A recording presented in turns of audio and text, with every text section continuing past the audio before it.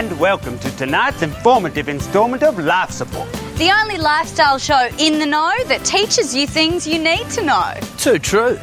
I'm Life Support's DIY handyman, and when it comes to do it yourself, that means in the kitchen too. Tonight, Todd's back at the burners, cooking you a tantalising and tasty treat. Oh, Todd, mate, we've all missed your culinary creations. Yeah, we'll miss no more, Missy. I'm Sigourney, and as a modern woman, I feel it's important to make the best of a bad situation.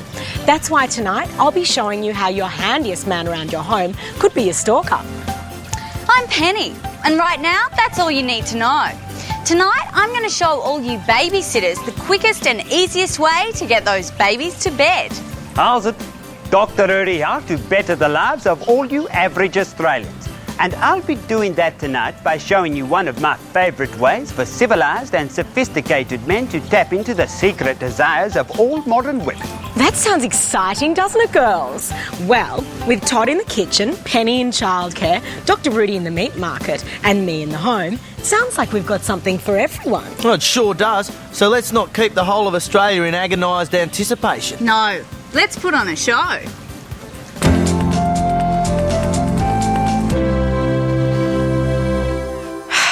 Oh dear, my stalker's broken in again. I love you, I'd do anything for you. Oh, but I will kill you if you can't be mine. Blah, blah, blah. Bless him, he's got no manners, but at least he's passionate. So if you've got a stalker who keeps breaking into your house, well, today I'm going to show you how you can put all that misplaced energy to some positive effect. If your stalker says he'll do anything for you, then hold him to it. Before he has a chance to break in again, make sure you leave lots of notes around the house, telling him about all the odd jobs you'd like him to do. And make sure you leave the notes somewhere he's going to find them. For example, here in my shoe collection, I've written a note saying, "Before you try on all my shoes, could you please mow the lawn?" And here in my underwear drawer, my note says, "Before you rub my underwear all over your body, be a darling and change the light bulb in the laundry." And for the middle of the bed, my note says, "Before you lie on my bed and masturbate, would you mind getting the leg of lamb out of the fridge and putting it in the oven at 200 degrees, then parboiling a dozen potatoes? Oh, P.S. You have to peel the potatoes first." And that's all there is to it. Sure, he's still going to go through my underwear drawer, stretch all my shoes and stain my sheets, but at least this way, he'll be doing some odd jobs about the place as well. It's almost like being in a normal long-term relationship.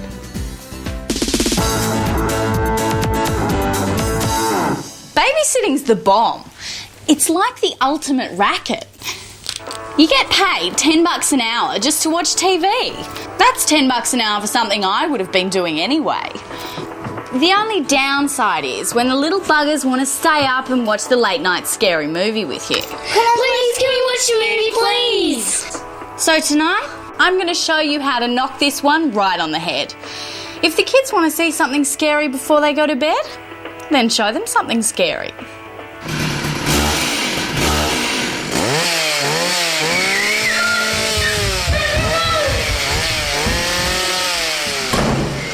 And that's all there is to it.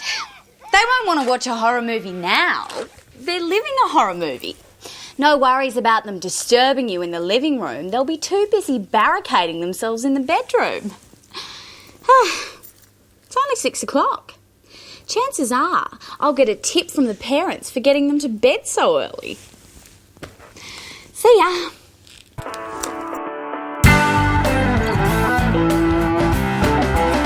Yeah, g'day. As you all know, I'm always showing you how to turn the freshest produce into exotic taste sensations that delight the eye and thrill the palate. But I also know that most of you, like me, love the sustaining sugars and full-flavoured fat of fast food. So tonight, I'm going to show you how to prepare a complete meal that'll impress even the fussiest fast foodie.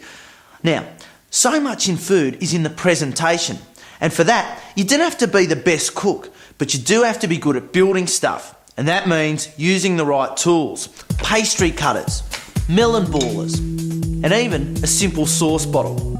Now, for the fast food, you want something that's going to be simple to work with, obviously delicious, but more importantly uses a variety of ingredients. And that's why I've chosen this KFC two-piece feed. Chicken, coleslaw, potato, gravy. And if you think that looks tops now, you just wait until we're finished with it. Let's get to it. Now firstly, make sure that your two-piece feed is well rested. Then, pour the gravy from the mashed potato into the sauce bottle and set that aside for later. Next, take the pastry cutter and place it in the centre of the plate. Then, carefully fill that with the mashed potato. Look at that. Perfect. Now, take the chicken and remove the skin, being sure to keep the skin in one piece. Then, simply bone the chicken and arrange it on top of the mash, trying to get as much height into the presentation as possible. Then, using the skin that you've set aside, slice it into attractive shapes. And then, veil the top of the chicken with the crispy skin. Next, use your melon baller to place 3 domes of coleslaw around the potato and chicken. Now for the sauce. Take the remaining slaw and place it in the food processor. Just add a splash of water and a pinch of salt and give it a quick whiz. Push that through a sieve and you've got an elegant coleslaw coulis. So, just pour that carefully around the potato and then finish the whole dish with a ribbon of gravy from your sauce bottle.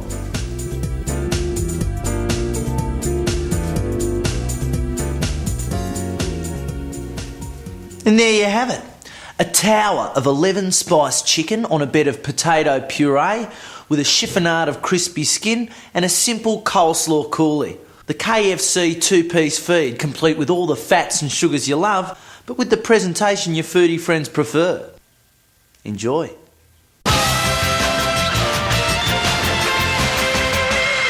Well, I hope you're all enjoying the show as much as I am. So, what's going on with you and Dr. Rudy? Oh, Penny, this has really come out of the blue. Oh, come on. You can tell me. It'll be our own little girly chat thing, sort of. Oh, well, it's painfully obvious, so you might as well come clean. I can assure you I don't have anything to come clean about. And besides, I never kiss and tell. Ah, so you and the good doctor have been writing Don't go there, girlfriend. I haven't been writing anything. Oh, well, that's a shame. Yes, I'll admit that since his facial renovation, I have become quite attracted to our resident doctor. Oh, well, that doesn't surprise me in the least. Well, I mean, he's really your type, isn't he? Nigh on perfect, I'd venture. Perfect, no. Well, not at the minute with all these mysterious, threatening letters preoccupying his mind. You know he got another one. Shameless hussy. Yeah. And I was starting to think you were the one writing them.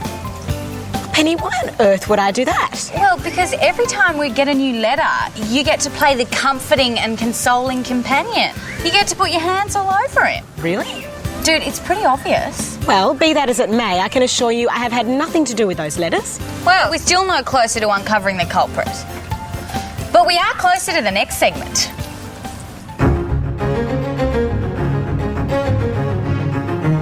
How's it? Dr. Rudy again. You'd think that with my looks, medical degrees and massive earning power that women would be falling over themselves to get into my bed. And you'd be right.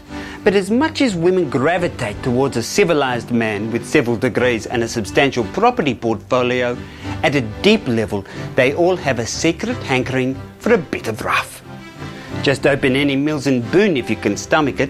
All the stories are about lovely girls who are engaged to Lord Snotty but end up running off with Shane the chauffeur or Jack the jockey. That's why when I take a lady out for an evening, I make sure I sandpaper my hands. A brief rub, and my upper middle class lily whites will have a grainy, working class sheen to rival any stable boy or grease monkey. Believe me, women can't resist a sophisticated piece of rough, and when you touch the ladies with these blue collar babies, their subconscious goes crazy. So remember your sandpaper, and they'll be putty in your rough hands. Bye now. I personally don't know about the whole tradesman thing with girls because I was a tradesman for 2 years and I never got any. Women are attracted to a man scent. I swear. It's the uniform, the body, the coin slot.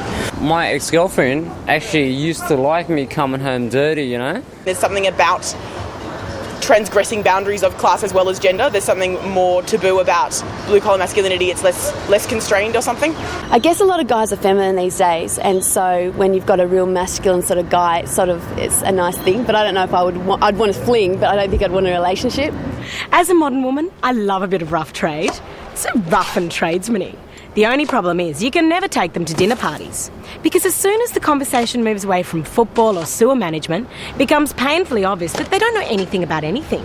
Now, obviously, I would never force a working man to read books. That would be cruel. But I do know a way you can gently jam a bit of culture into their head without it doing him any harm.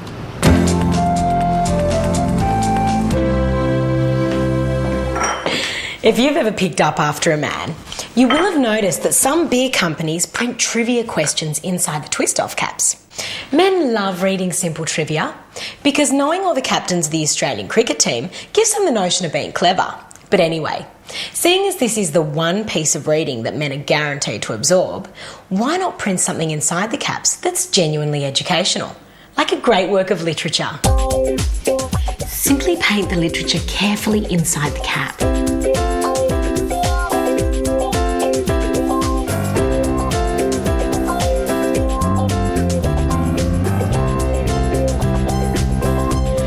Reseal the bottle using a homebrew capping tool.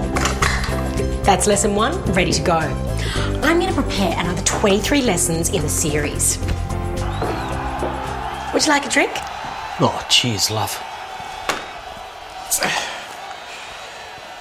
It is a truth universally acknowledged that a single man in possession of a good fortune must be want of a wife.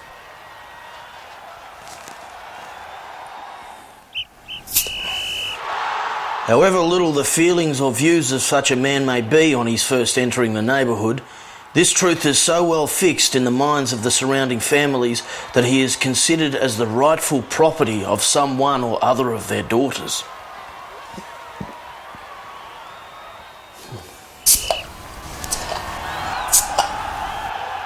"My dear Mr. Bennett," said his lady to him one day, "have you heard that Netherfield Park is let at last?" Mr. Bennett replied that he had not. And that's all there is to it.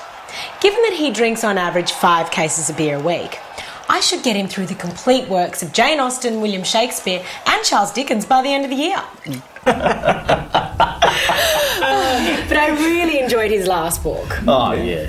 Oh, I just love Jane Austen. Yeah, so do I. It's amazing how her works are a masterpiece of psychoanalytical thinking.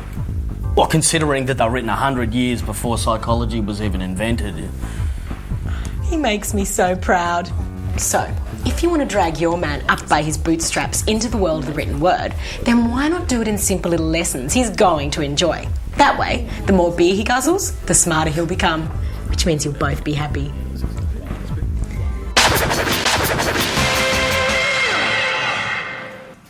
Dr. Rudy, are you aware that everyone's been talking about us? Us? Yes. Surely you've noticed that our relationship has changed somewhat over the past few weeks. Well, it would be fallacious of me to say I too hadn't felt a change. So, do you want to do anything about it? Well, I really don't know. I guess that's up to you, Sigourney.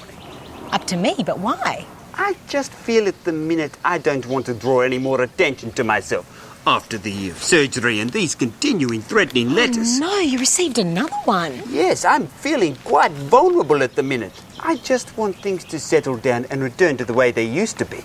I can understand that, I suppose. Yes, so for now, let's turn our attention to the task at hand. Yes, let's do that. You're the doctor, so I guess you know best. Let's turn our attention to the task at hand by taking a look at this.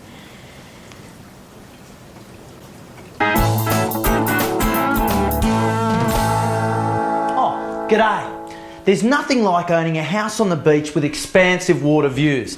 But with property prices skyrocketing, most Australians can only dream. On the other hand, this house is only 3 streets back from the beach, so it's worth less than a quarter of the price of the other place on the beach with a view. The ocean's there, it's just the view's blocked. Well, luckily, Todd's come up with the perfect solution. This is a periscope. So what we're going to do is use this technology to give ourselves a view of the ocean from the height of the roof. Have a look at that view. So what we're going to do is mount a periscope up here that'll reflect this view down to our window. And that's all there is to it. Amazing. That view is absolutely beautiful. So don't give up the dream. If you can't afford $1 million view, periscope your practically priced property and enjoy the view Todd's way.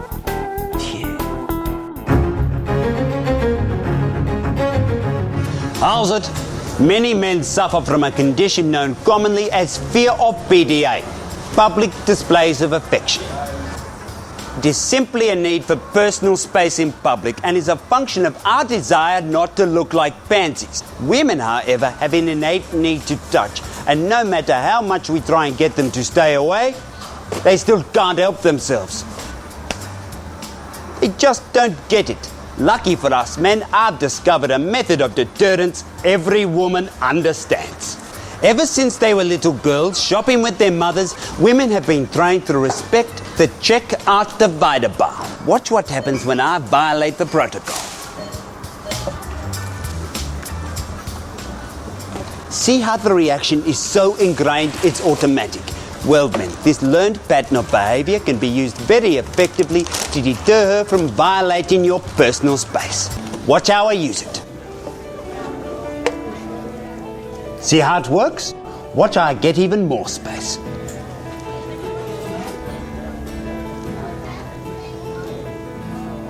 With one of these bars, you too can enjoy a relationship free of the risk of looking like a pansy. Bye now. Cheers.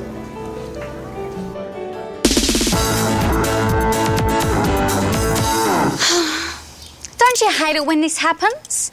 Your boyfriend accidentally walks into a door 5 or 6 times for the second time this week, and the next thing you know, you've been arrested for domestic violence. You don't have to worry about the cops, though. They'll think it's funny that your boyfriend's such a wuss. What you do have to worry about is the judge. No matter how much you try and explain it, he's never going to understand just how annoying your live-in can be. So you have to win him over another way. Fortunately, I know a great little trick. Just tell His Honour that you're an Indigenous Australian. It doesn't matter if you don't look it. Neither does Jeff Clark, Jason Gillespie or Ray Martin.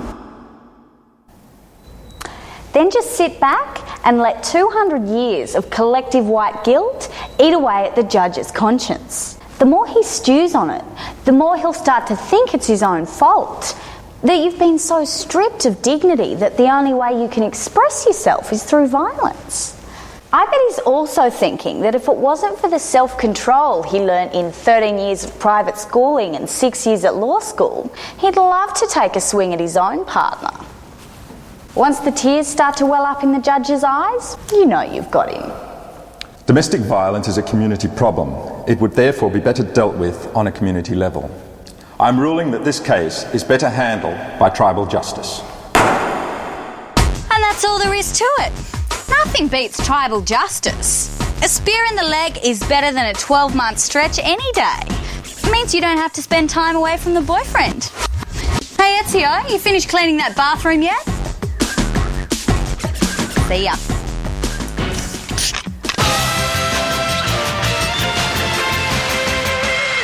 Well, Todd, judging by the size of the mailbag this week, I'm assuming the problems of average Australians are persisting. Well, they certainly are, Dr. Rudy, but not to worry because that's why Life Support's here. That's right. Remember, if you need us to show you exactly how to lead your life, simply drop us a line to Life Support, SBS Locked Bag 028, Crow's Nest, New South Wales, 1585. Meanwhile, here's Sigourney with some more modern musings and the little lady's looking tops tonight, Dr. Rudy. Yes, I'm quite aware of that. Thank you, Todd. Yeah, right.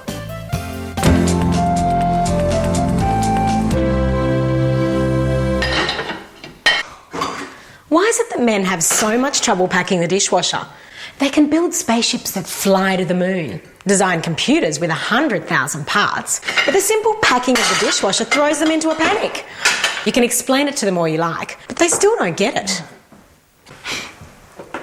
Luckily, there is something you can do. Today, I'm going to show you a decorating technique that will make packing the dishwasher as easy as Watching rugby. It's really very simple. Serving plates and bowls at the back, cutlery and smaller dessert plates in their front and side compartments. But of course, men don't know about plates. So why not use a language he'll understand? That's right, use rugby. This plate goes at the back. What we're going to do then is give it a playing position on the field. It's a fullback. Now, I'm going to paint a jersey on the bottom so that he starts thinking football. Then I'll put numbers on the jersey to indicate its position. Looks colourful, doesn't it? It's on the bottom of the plate, so it won't affect the design. This is an ice cream bowl. On the field, this guy would be a tight head prop. If you have any trouble with which positions go where, get your boyfriend to help. There, all finished. Now, let's test them out. No, darling, look. It's like rugby, darling. 11? That's a left winger. 2. Hooker. Yes. He's got it. Very few men know crockery, but every real man knows rugby. So get your paintbrush out and give your plates field positions. Now you can settle back and barrack for your man while he packs the dishwasher like a professional.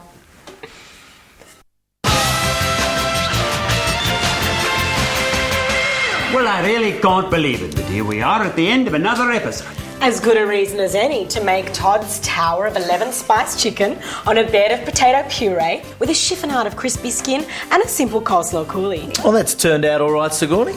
Oh, Todd, mate, I just followed your advice and it really was that easy. Yeah, I've got to admit, that does look the business. Yes, you certainly have gone to a lot of effort, my dear. And I'm sure it tastes as good as it looks. Well, when you cook food with love, it always tastes so much better. Yeah, right. Now make sure you're watching next week for another very special episode of Life Support. That's right, it's Life Support's most popular problem special. Where we'll be showing the sensational solutions you've been searching for. So you know you really shouldn't miss it. And in the meantime, remember, whinging at a dinner party isn't making a difference. And while you're there, you Australians, be good to one another. Good night, Australia. So this is just KFC, right? I'm going to go get some cutlery.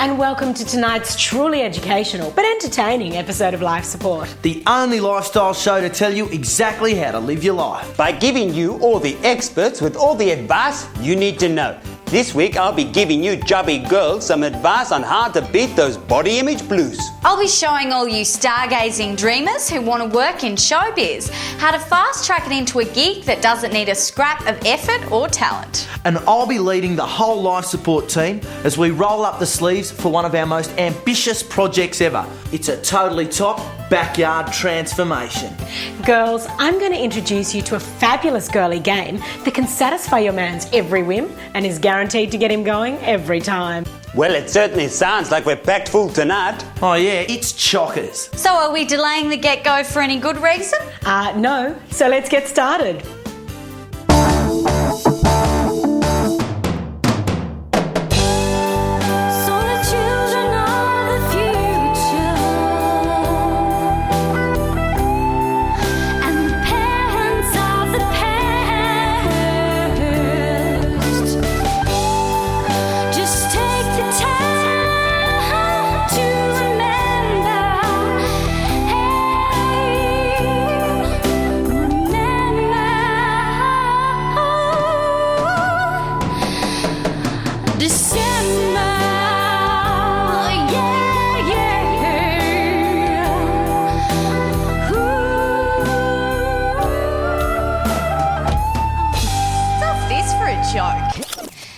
TV talent contests like this aren't the way to fast track it into showbiz. The reason being, they do actually require a bit of talent and they're pretty hard work.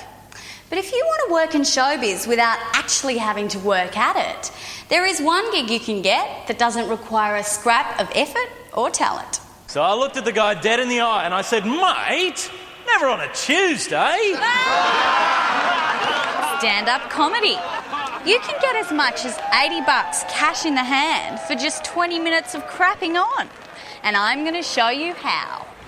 Now, you might think that getting up and telling jokes is tough, but that's only because you think you have to make up the jokes yourself. Not at all. Just do what most stand-ups do. Head down to your local CD store and plunder the comedy section. Bill Hicks, Lenny Bruce, Anthony Morgan, even Woody Allen. People have been ripping off their material for years. When writers do it, they call it putting it in a new context. Sure, other stand-ups will know, but your very average comedy club audience wouldn't have a clue. Well, there you go. That's my routine all done. Sure, it took a little time, but I'll never have to write it or update it ever again. But look, if you've got an ethical problem with just ripping stuff off, then just make a lot of jokes about drugs or the banks. All pretty safe stuff. But to make it look like you're actually angry about it, then just yell a lot like you can't contain your rage. Sounds pretty lame, but you'd be amazed how many people get away with it. And remember, if you're from any sort of minority group, then just make a lot of jokes about yourself. Audiences love hearing Jewish jokes from a Jew because they can laugh about it without thinking they're racist. And a gay man doing fag shtick is a top way for an audience to enjoy reinforcing a stereotype. Now, remember, it doesn't matter if most of your jokes die in the arse and nobody laughs. That's pretty much the norm at most stand-up gigs. Just keep everything low concept and you'll be laughing even if the audience isn't. Now please welcome to the stage my very funny friend, Penny! Oh yeah, g'day. On them, because it's restricted. My name's Penny and you've been a great audience. And that's all there is to it. Do this a couple of times and guaranteed you'll be picked up by some 2-bit panel program or breakfast radio show where you'll rake in the big bucks just for reading out newspaper or women's magazines. Now that's showbiz. See ya.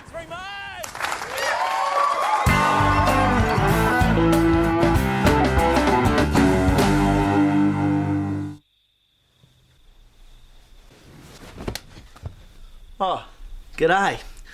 Like most women, my lady friend likes to be cuddled all night long. And like a good man, I like to provide. The only problem is the spooning position makes no accommodation for your arm being laid on. It just lies there being crushed and starved of blood every night. And after a night of cuddling, you can kiss the use of your arm goodbye. Well, Todd's going to show you a way that you can spoon your lady friend for as long as she wants and still be able to use both arms in the morning. This is a typical foam mattress. If you use a spring mattress, ditch it and get one of these. They're much easier to cut. Now, figure out your normal sleeping position. Then simply trace around the arm like this. Now all you need is a sharp blade and cut away. Perfect. Now let's test it out.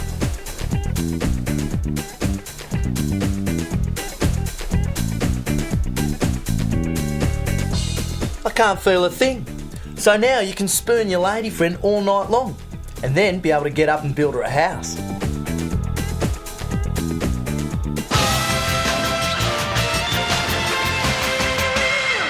Well, that was interesting advice, wasn't it, Dr. Rudy? So tell me, what have we got coming up next? My word, Sigourney, you certainly are moving on quite quickly. Are we pressed for time at the minute? No. I just don't think we should be taking up valuable problem-solving time with idle pleasantries. Well, this certainly is a change, my dear. Sigourney. Yes, and a change for the better, I think. I was just eager to know... Yes? Well, I was wondering if since last week... Oh, that! A brief error of judgment on my part. I apologise. Well, I was sort of thinking... I'm sorry for putting you in such a compromising position. It was obviously very embarrassing for you. I never said that. I was simply My saying... good doctor, you don't need to say anything. Not even if I wanted to. No. And I think it's better for all concerned if it stays that way. So tell me, what have we got coming up next? Well, I really don't know.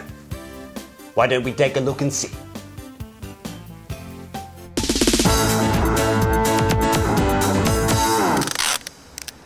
In this modern age, it's impossible to get ahead in business without publicity. In my case, thanks to those bastard Babysitters Club books, my babysitting business is constantly inundated with competition. And these ordinary posters just don't cut it. I need to come up with some kind of publicity that'll set myself apart. Fortunately, the grand old lady of shock pop, Madonna, has given me an idea. If you want to catch the public eye, nothing beats lady on lady love. Yes, I'm talking about girls tongue kissing. The folks can't get enough of it. It worked for Madonna, Ally McBeal, Virginia Woolf, and every second television show. So I know it can work for me. All you have to do is find yourself a willing volunteer. I've asked Rebecca here to help me out. She's got her own reasons for going along with it. Yeah, that's right, Penny. You see, as a soap starlet, I know it's my job to do anything for publicity. So, once you've found yourself a willing publicity whore, all you have to do is employ a photographer and get jiggy with it.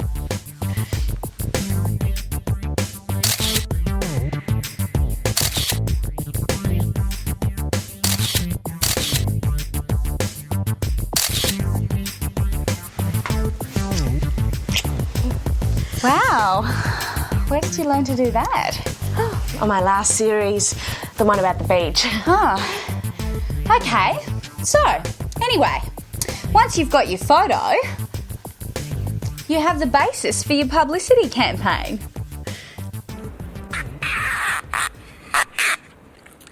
Now that should attract some attention. So, if you need publicity for your business and you're prepared to be as morally bankrupt as Madonna, why not use lesbian love? It's guaranteed to turn heads. See ya.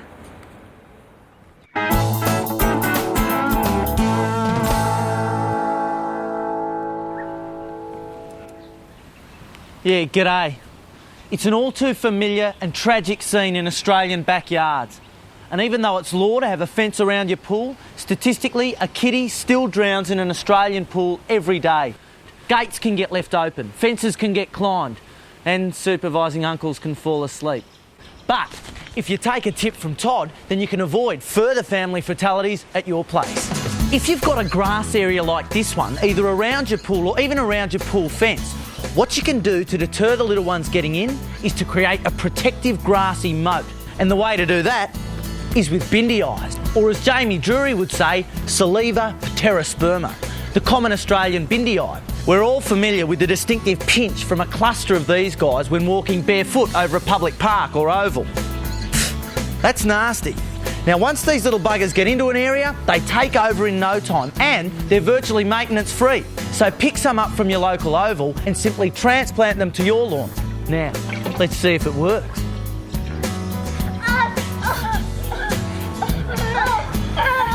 So long as you keep the thongs locked in a safe place, you can decide when the kids go in the pool. There you go, kids. Bindi Eye Pool Protection. It's a little bit of extra effort for that added peace of mind.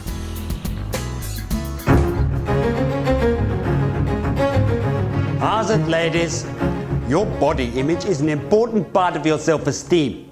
And unfortunately, not everyone has the body of Elle Macpherson. Or even Mimi.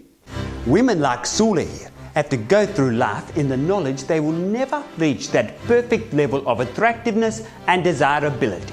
But even people with slightly disgusting physiques need to be assured they are attractive. And against all the odds, it turns out to be possible. The key is to have a prompt. I've just pasted this photo of Sula onto some nameless fatty I've cut from a weight loss magazine. Now, whenever she has guests, they'll inquire about who that is, because people are drawn to the abnormal. Obviously, they won't say, "Who is this grotesquely fat woman?" They'll say something like, "Is this your sister?" And that's when Sula explains this was actually her before she lost all her weight.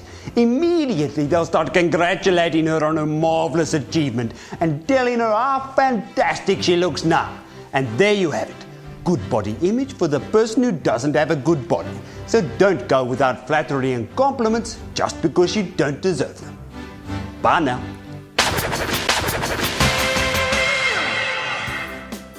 Well, Penny, what a terrific show we're having tonight. So tell me, what have we got coming up next? Well, I was just wondering why you're being a bit cold towards Dr. Rudy at the minute. Isn't everything going your way? Penny, I'm not sure I know what you're talking about. Well, are you giving him the cold shoulder because you want him to take up the chase, or have you just lost interest? Penny, I don't think anyone's really interested in all this. And I thought you didn't know what I was talking about. Well, what's caused your change of heart? Oh, come on, it's been a pretty drastic 180. I guess it just wasn't our time. Gee, Sigourney, that's too bad. Still, maybe it's for the best. And I gotta say, I kind of dig the sacrifice you've made. Sacrifice? How so? Well, you've spent your life dedicated to showing modern women how to get their man, and in the process, your own man is slipping through your fingers. Oh, Penny, I don't think I'd put it quite that way. Well, anyway, I admire dedicated people. It shows you've got real passion. Passion. Yes. Yeah. Do you believe passionately in something when so many people don't believe in anything? Even though I don't agree with your philosophy, I dig the way you're dedicated to it. Oh, thank you, Penny. Thank you very much. No biggie. So, what's coming up next? I don't know, but why don't we take a look? Oh, g'day, and welcome to a very special Todd's Tips. I want you to meet a very special and very brave friend of mine. This is Heather. Recently, Heather lost her leg to an infection and it's left her in this wheelchair. Now, before this tragedy, there was nothing she enjoyed more than spending time pottering around in her garden. But now, because of this cumbersome contraption, her garden is going to need some minor alterations so that Heather can still enjoy it. And that's what life support is all about. Let's get to work. Hi, Heather. My name's Sigourney. Hi. Oh, I love your skirt. Thanks. It's lovely.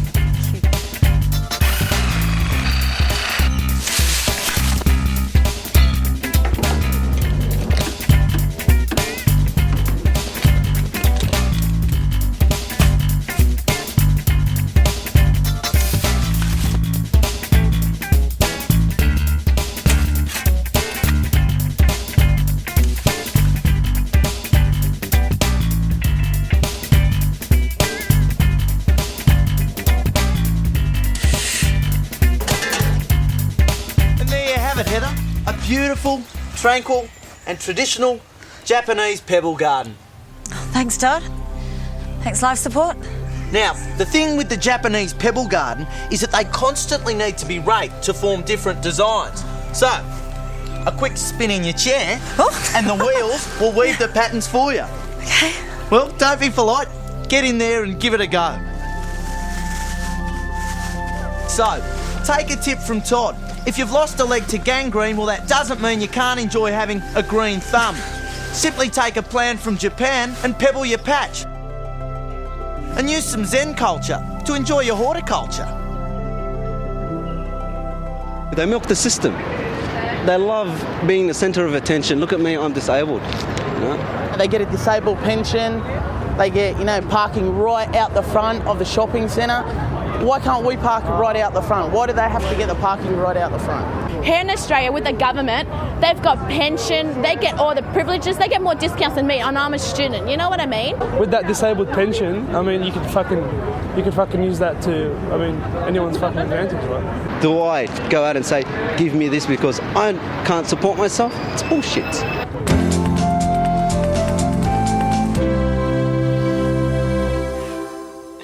Since the beginning of time, modern women have sought out ways to increase their man's sexual fulfilment. But sometimes, just being you is not enough. So in order to keep ourselves fresh and fascinating, sometimes we have to become a fetish character. This is a fetish fashion favourite. She conjures up feelings of vulnerability in a man as he imagines what this naughty nurse would do to him. But sadly, masochistic medical methods are not for my man. The sweet innocence of this frilly feminine fetish makes it one of most men's favourites. But happily, my man says it's far too close to my natural self. The all-over resonance of rubber is often a winner. But frustration comes fast when he realises he can't find his way in. So let's face it, girls. None of these regular fetish characters work all the time, every time. But don't worry, there is a character who knows your man's every desire, knows how to satisfy his every whim, and is guaranteed to get him going every time. That's right. Someone he loves more than anyone in the world. Himself. Let's face it, if there's anyone guaranteed to get him off every time, it's him.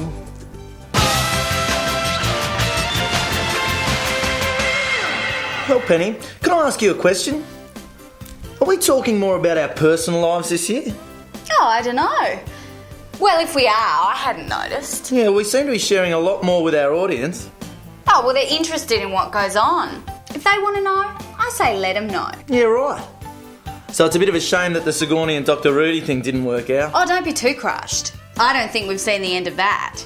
But an office romance is a pretty hard thing to pull off. Yeah, so what? You don't believe in that sort of thing, mixing business with pleasure? Oh, no, I didn't say that.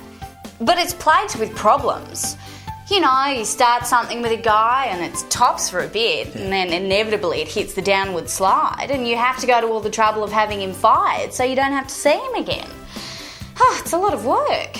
You're speaking from experience there, are you? I've done my fair share of business hours bonking.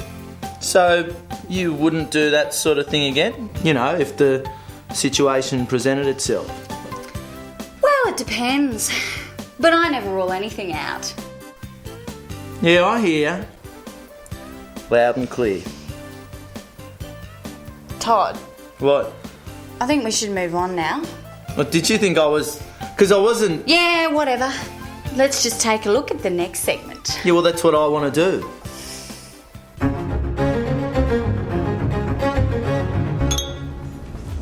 How's it? Dr. Rudy here. You know it's hard in these politically correct times to know if you are being chivalrous or chauvinistic. For instance, when you take a woman out for dinner, how do you know if you should pay for a meal or if you are going Dutch? The answer is in the meal she orders. For example, if she skips the entree, then orders a salad for her main, then claims she's on a diet when the dessert menu arrives, well then you should pick up the bill. It would be rude not to. On the other hand, if she orders an entree, followed by something rich and heavy for her main, then a dessert after that, well then you should let her pay for herself, because it's quite clear she has no intention of having sex with you at the end of the night. That's right, she won't want to get naked and physical with you on an extremely full stomach, so Dutch it is. The best thing about this is that the meal you pay for is always the cheaper meal. Just remember to keep on your toes. Some women will order everything on the menu, then just pick at it, leaving most of the meal on a plate. This means there probably will be sex at the end of the night, but it's expensive, so it's just best not to get involved with a woman like this. So men, there you have it. When should you pay? Let her decide. Bye now.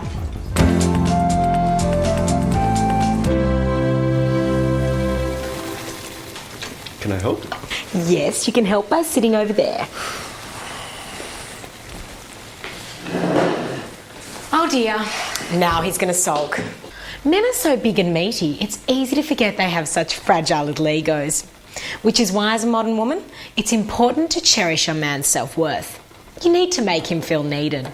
So I'm going to show you a nifty little trick you can use at home that will make your man always feel indispensable. When you do your grocery shopping for the week, set aside all the jars. Then, take a chain grip and tighten all the lids.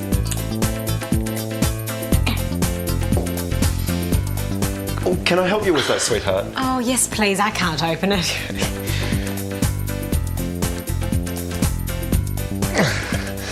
There you go. Where would you be without me, hey? I'd be lost. And that's all there is to it. So if you want your boyfriend to feel like the big man, you only have to give him something little to do. So get yourself a tightening tool, tighten every jar in the house, and watch his self-confidence flourish.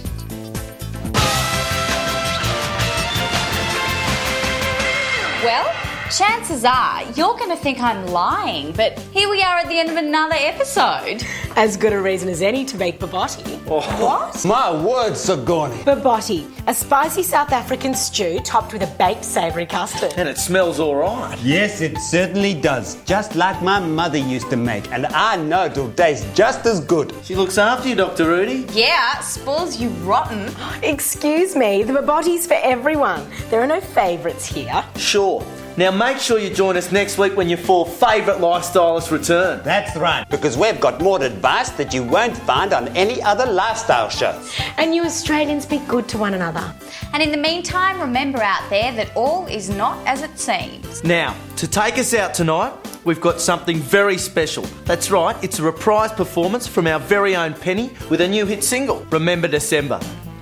Good night, Australia. Our very own little singing bunch.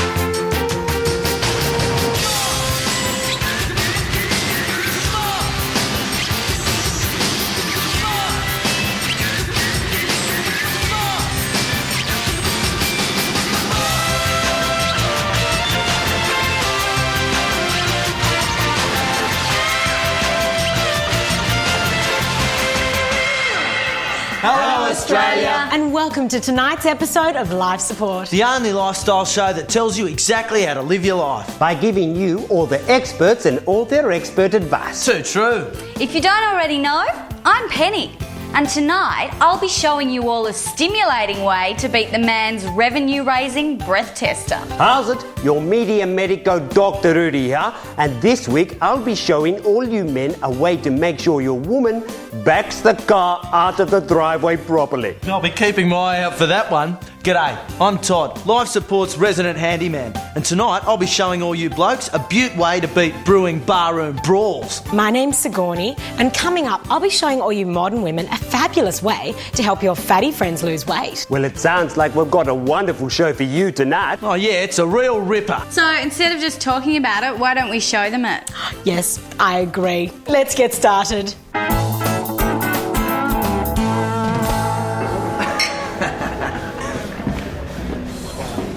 Yeah, g'day. Have you ever noticed when you're out enjoying a quiet ale that you can feel trouble brewing? And sometimes it's not even your fault. If you're like me, you might even attract it for no reason whatsoever. I'll take it easy, mate. Anyway, sometimes when a simple situation turns nasty, you can feel that flying fists of fury are only seconds away.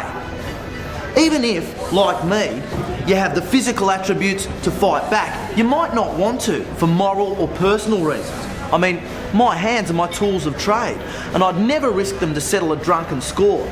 But no one likes being called a coward just for backing down. And tonight, I'm going to show you how to triple your chances of walking away from an altercation unscathed. In nature, animals use tricks and subterfuge to ward off predators. See how this little guy has fake eyes on his wings, so his predators are fooled into attacking him in the wrong place? I've used this same principle of nature to build a barroom brawl vest. Let's see how it works. Simply pull on these tabs like this, and kapow! Your enemy will be confused and not know what to hit. And that's all there is to it. Everyone is happy. He got to let off some steam, and I keep my looks and my pride. So, if barroom brawls are brewing, take a tip from Todd and walk away with your heads held high.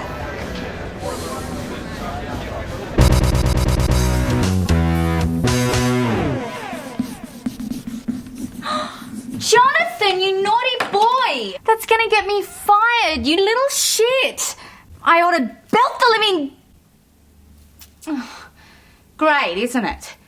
Have you ever found yourself in this predicament? You'd love to belt the bejesus out of the baby you're sitting, but you can't. Bashing kids just isn't the done thing anymore. In fact, in some states, it's illegal.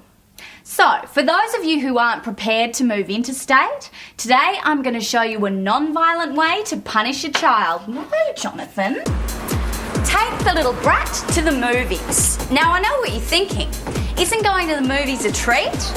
Not if you take them to see an Australian film. No, I wouldn't go home. Well, you should have thought about that before you trashed your parental paintwork, you little tool. 90 minutes of what the Australian Film Council reckons is culturally relevant is exactly what you deserve. 2 tickets to an Australian film, thanks. Are you sure? Oh, yeah. Come on. And that's all there is to it. Sure, you can argue that punishing a child with Australian film is excessively cruel. Truth. But if the state government won't let you bash some sense into them the old-fashioned way, what can you do? It is tough love, but you've learnt your lesson, haven't you? So next time you want to punish a child, don't physically abuse them. It's against the law. Take them to see an Australian film, because mental abuse is still perfectly legal. See ya.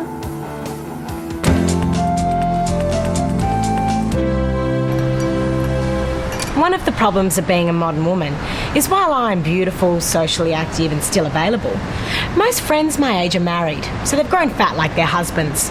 Having fat, frumpy friends means you can't afford to be seen with them in public anymore. And with no all-girl posse to go nightclubbing with, how am I expected to meet any eligible men? Well, today, I'm going to show you how you can get your fat friends fit for a full-on hottie hunt. Nothing inspires a crash diet more than a wedding. So all you have to do is tell your fat friends you're getting married to a Middle Eastern prince you met on the internet and you want them to be your bridesmaids. Pick out some gorgeous dresses, making sure they only go up to size 12. Then tell them the wedding must take place next month and has to be low-key for tax reasons. Whether by Atkins or bulimia, you can bet your bottom dollar that the bridesmaids will do whatever it takes to shed those kilos and look fabulous for your wedding. And don't they look gorgeous? But oh dear, it seems that my prince hasn't come. I can't believe he's done this to me. And that's all there is to it. With your formerly fat friends now looking fabulous and a jilted bride the centre of attention, it's the perfect situation for a night out on the town. Okay, hate men, but I'm willing to give them one more try. Let's go to Shooters. And because the bridesmaids are hitched, there'll be no competition when we run into a couple of cuties at the cocktail bar.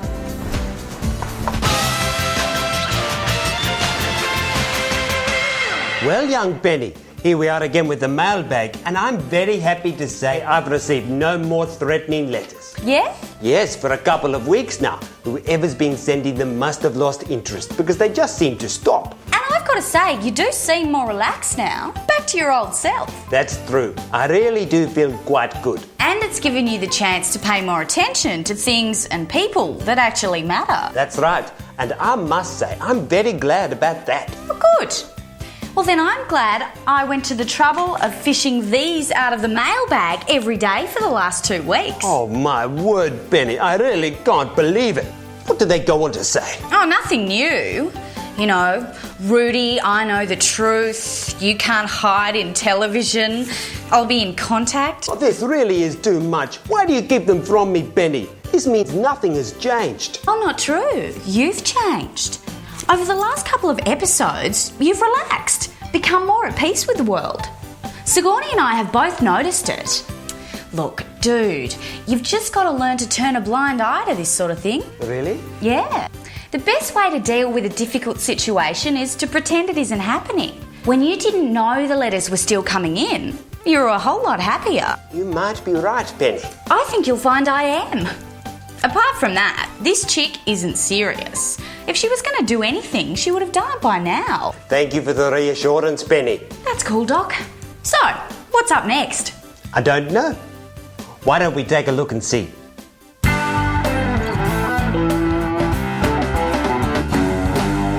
Oh, g'day. The tie is one of the most underrated and underutilised items of men's clothing. The right tie can attract all the female attention in the room your way. Like the colourful tail of the male peacock, bright colours can work wonders. But there's always bound to be someone wearing a tie brighter than your own. Well, today, I'm going to show you a tie trick that works beyond colours and will guarantee you the attention of every female in the room, every time. The queue for the women's bathroom is always longer than the men's. Is that because they take longer to relieve themselves? Not at all. They take exactly the same amount of time. The reason women spend longer in there is because they're looking at themselves in the mirror. That's right. All women have a frequent need to look at their own reflection. So, if you want a tie that's going to attract the attention of women, wear a tie made from a mirror. All the attention in the room, guaranteed, because for a woman, there's nothing in the world quite as interesting as her own reflection. Oh, g'day, little lady.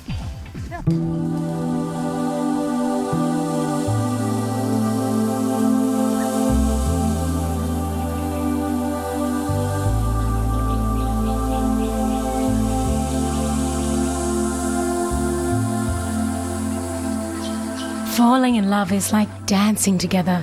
Sure, he may step on your toes, but at least you're not Wendy Wallflower.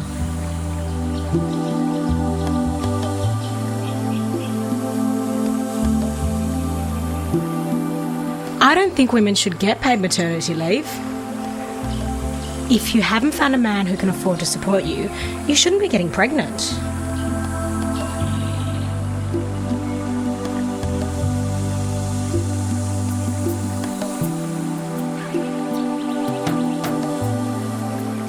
When I was a little girl, my mother used to say to me, the boys that throw sand at you in the sandpit and hit you really love you. The older I get, I realise this is true for men too.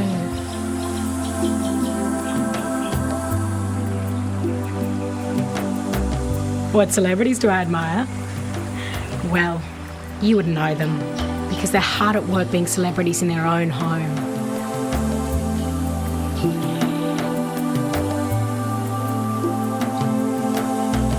No, I could never get into politics. There's no place for mascara and menstrual cycles in a man's world. Natasha taught us that. Do I practice what I preach? Well, I guess I'm kind of like the Dalai Lama. I need to be vocal about the need for silence. But I'd never get people to wear those awful bindis or shave their heads.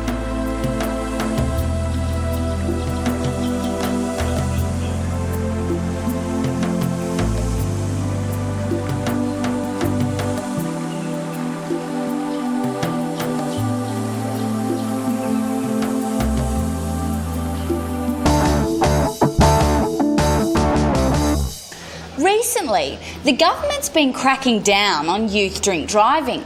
They're dropping the blood alcohol limit for under 21s, so it's not 0.05 and it's not 0.02, it's 0.00. And you know what? For once, I agree with them. I think the government's doing the right thing. It's stupid to drink and drive when it's so easy to get caught, especially when you don't need to get drunk to relax. Let me show you. If the government won't let you drink, then get into petrol sniffing instead. It's only 90 cents a litre. You don't have to be 18 to buy it. And by killing your brain cells and retarding your brain function, it makes you as high as a kite. But best of all, when you get stopped for erratic driving,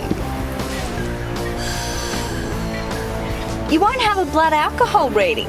Plus, the cops won't suspect a thing if you smell like petrol. After all, you're sitting in a car. You can go now. So for once, listen to the man.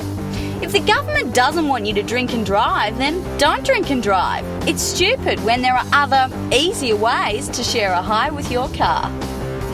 See ya.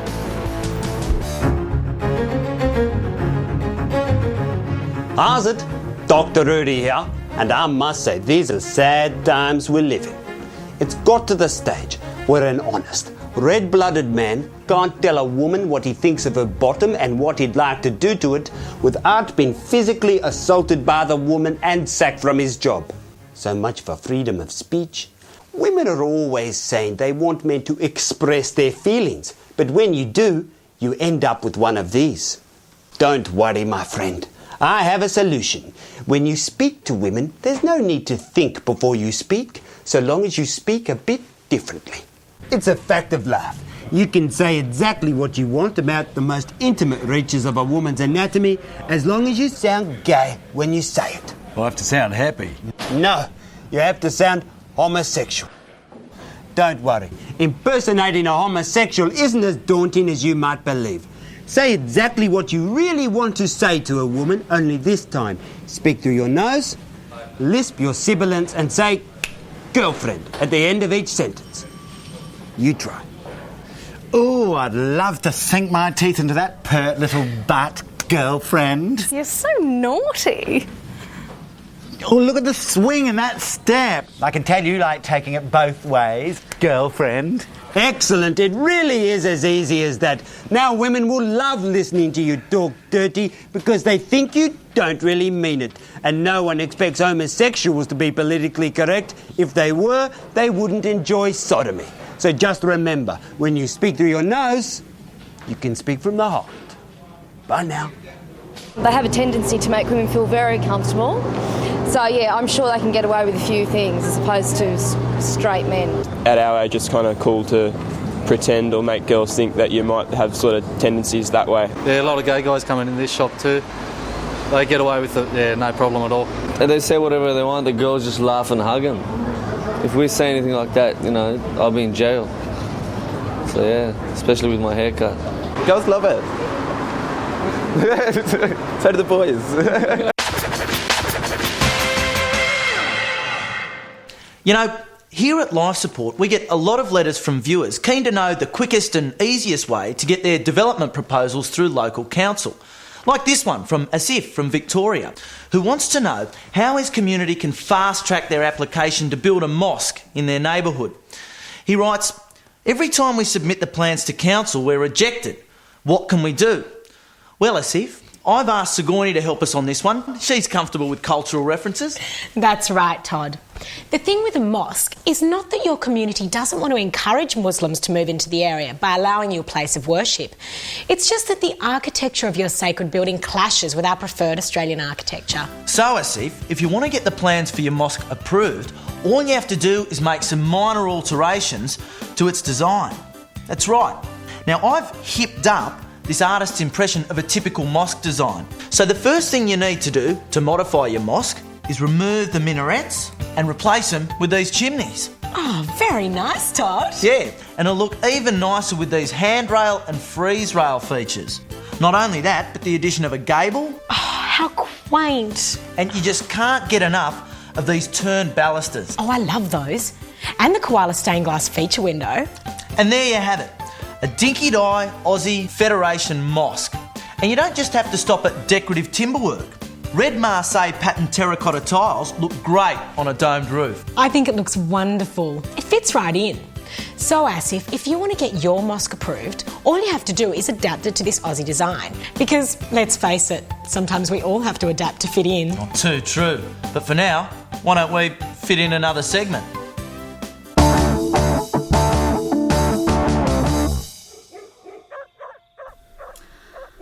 Shut up! Shut up! Shut up! I can't stand it when the next door's dog barks at night. All it takes is one dog to start up and a chain reaction kicks in. Suddenly there's bulk barking all over at the top of their lungs all night.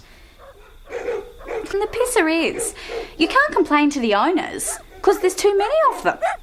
And you don't know where they are. So, it's time to get some pets of your own and get even. These are cane toads. These guys were introduced into Queensland to wipe out the cane beetle. These glands on a single toad can excrete enough poison to wipe out your neighbourhood's entire dog population. Oh, and the best thing is they breed like crazy. So, just let a couple of these guys go in the backyard and in a couple of weeks there'll be hundreds of them. Suddenly you'll start to notice less dogs barking at night and you'll be treading in less crap on the streets.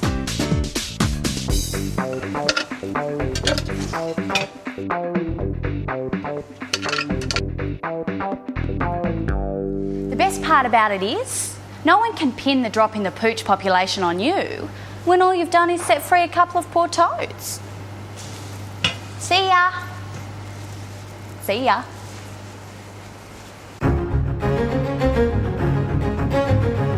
How's it? Dr. Rudy again.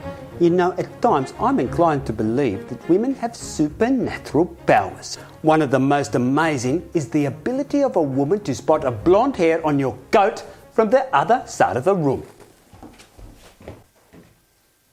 It belongs to a golden retriever. It's as if women have an enhanced radar for hair colour that's not their own when it's on something that belongs to them. Like you. Today I'm going to show you how to put this information to great use. Why is it that women have so much trouble backing out of the driveway? Whilst we men cannot begin to understand it, still we must deal with it. It seems like she can't even see the fence.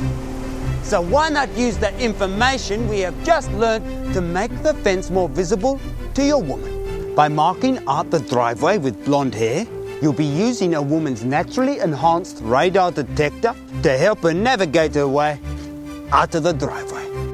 There, let's see if it works.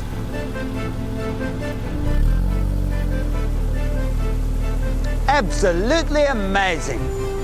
Bye now.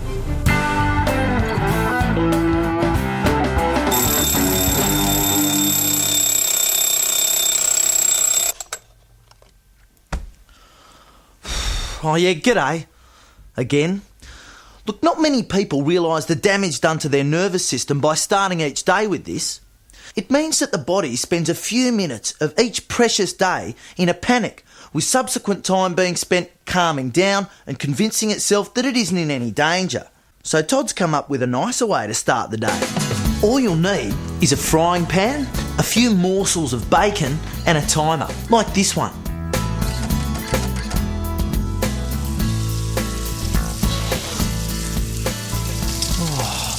Oh, yeah. And that's all there is to it. The smell of the bacon sizzling in the pan will easily be enough to tempt you from your pillow. and your body will no longer need to spend time in the morning recovering and returning to its regular adrenaline levels. Todd's top way to start your day.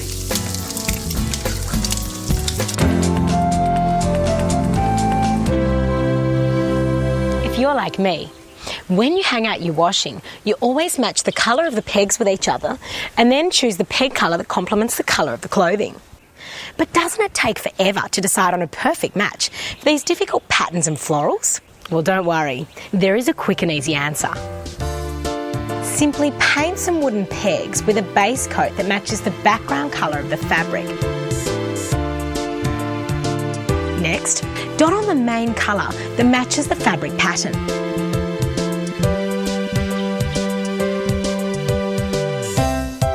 When that dries, you can successively add other colours from the garment until you have a pair of perfectly matching clothes pegs. And that's all there is to it. You can make many pairs to match all the patterns and florals in your wardrobe. You'll never have to suffer the jarring effect of mismatched clothes pegs ever again.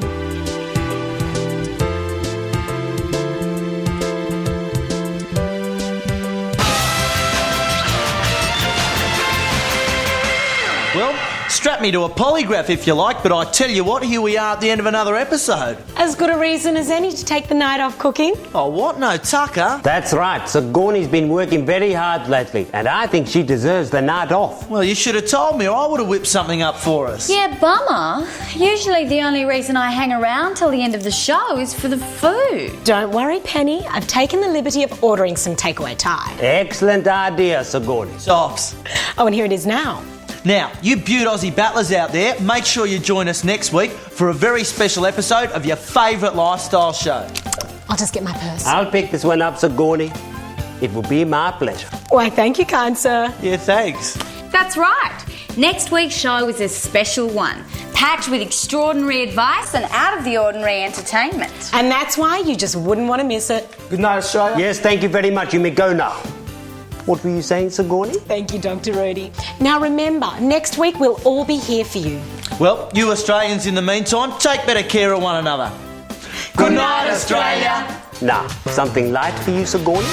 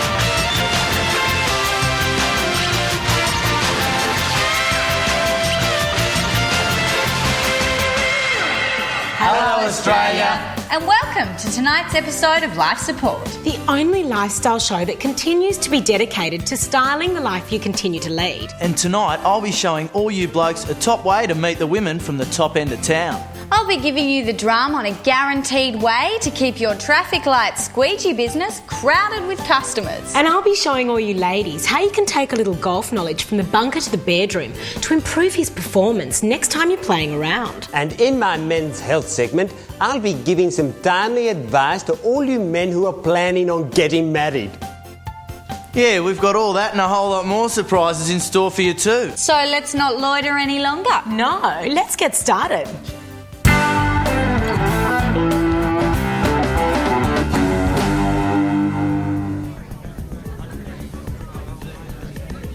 Yeah, g'day.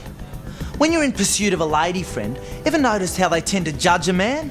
Not on the size of his heart or other organs, but on the size of his wallet. This leaves hard-working, modest earners like me with no hope of ever enjoying the company of these superficial, yet somewhat attractive and alluring women. But luckily, I've found a simple and effective way to assist the financially challenged amongst us to access these alluring ladies lusting for your manly companionship. Firstly, head straight down to the finance sector of your nearest CBD. Locate an ATM which rich business types use, and after a particularly busy period like lunchtime, simply shuffle through the discarded receipts. Now what you're looking for is a receipt from an account with a large bank balance. Simply place the receipt into your wallet and head back to your upmarket bar. The next time it's your shout, make sure you're in good sight of the lady friend you're after. As you pay for the drinks, the receipt should accidentally fall out.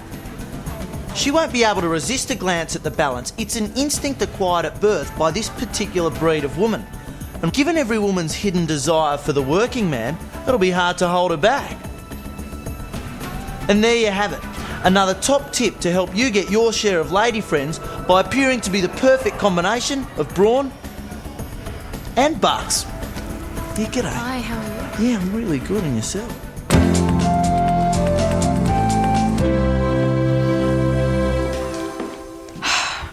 Men have terrible aim, but you get used to a certain amount of it, don't you, girls? I can handle it when he misses the bin. And I guess I'm used to him missing the toilet. What I can't stand is when he can't get it in. He pokes around all over the place. It gets really annoying. Luckily, I know exactly what to do about it. There are some things that men understand very easily. Golf is one of them. On a golf course, a man will know where the target is from 100 metres away just by looking for the flag. So, here's the flag. Make it big enough and paint it red so it gets his attention. And this is the pole that leads all the way down to you-know-where. Let's test it, shall we? No, look, honey. Look, there's the flag. Now just follow it all the way down. Oh, well done, Felix. That's a hole in one.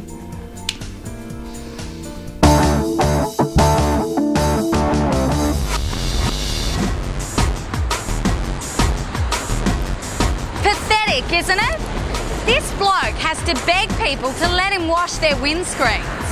Occasionally he gets a begrudging nod from someone who wants to make themselves feel better by doling out their loose change to a loser. But the problem is, the squeegee guy needs them. They don't really need him. After all, there's a button on their windscreen wiper that squirts water onto the windscreen and wipes it off for free. So, you've got to take the initiative. One of these water pistols will cost you about $2.50 from your local supermarket. Even cheaper with a 5-finger discount. This will cost you about $3. It's non-toxic finger paint. Ah, beautiful. Just the right colour and consistency. Now, watch and learn. I reckon there's about to be a bit of bird shit flying about 100 metres down the road from my new business partner, Squeegee Boy. And there you have it. With more bird shit flying than an Alfred Hitchcock movie, my Squeegee Boy now has more work than he can handle. Now that's private enterprise. See ya. How's it? You know, these days, more than 1 in 3 marriages ends in divorce. And for the man, a divorce can be a messy and expensive procedure. If you're not careful, you could lose everything. But don't worry, men. There is a way to preemptively protect your property without the unpleasantness of a prenuptial agreement. All you have to do is marry a post-op transsexual. That's right, men. Get yourself a woman who was once a man. You see, in the Australian courts, a transsexual's gender is still determined by their birth sex. And in this country, same-sex marriages aren't recognised as a lawful union. Meaning if you do head for the divorce courts, your significant other is entitled to absolutely nothing.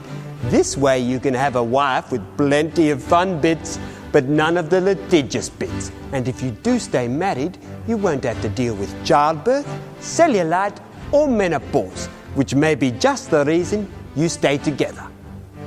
Bye now.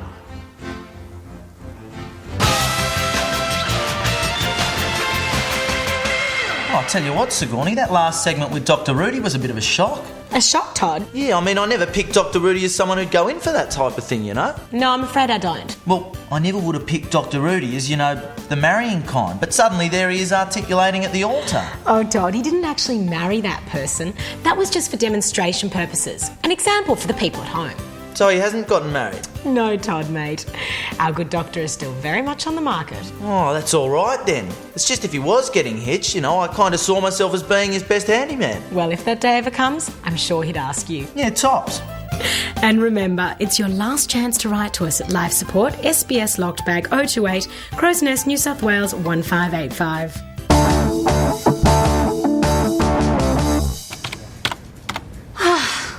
All right, so you're stuck in an office, slaving away for the man's meagre pittance, worrying about your job security, or lack thereof. Simply holding on to your job is a source of unnecessary stress for heaps of Australians. With every new week comes another round of redundancies and forced retirements, which just adds to the already increasing angst of everyday life. So, if the pressure to perform is so intense, why not go a step further than everyone else and make yourself indispensable? That's right. With a simple act of kindness every day, you can make sure you hold on to your position for as long as you want. All you need is a handful of painkillers. Doesn't matter which brand they are, as long as they're the strongest. From now on, start every day by offering to make your boss a cup of coffee. Sure, the other employees will think you're a bit of a suck job, but that's their problem. Now, before you deliver the coffee, simply spike it with a sprinkle of paracetamol. The first few times your boss tastes his treat, he won't be aware of any difference. But by the end of the week, you'll have him addicted. Oh, there you go. Thanks. Then all you have to do is take the odd day off in the lead up to redundancies. Easy enough. Your boss will be so struck by the fact that his brew doesn't taste as true as the one you serve him that he won't be able to imagine work without you. And that's all there is to it. Turn your boss's addiction to coffee into an addiction to you. See ya. I wouldn't sleep with the boss or anything, but I mean, a certain amount of arse licking sort of doesn't relate to arse licking. Doesn't hurt.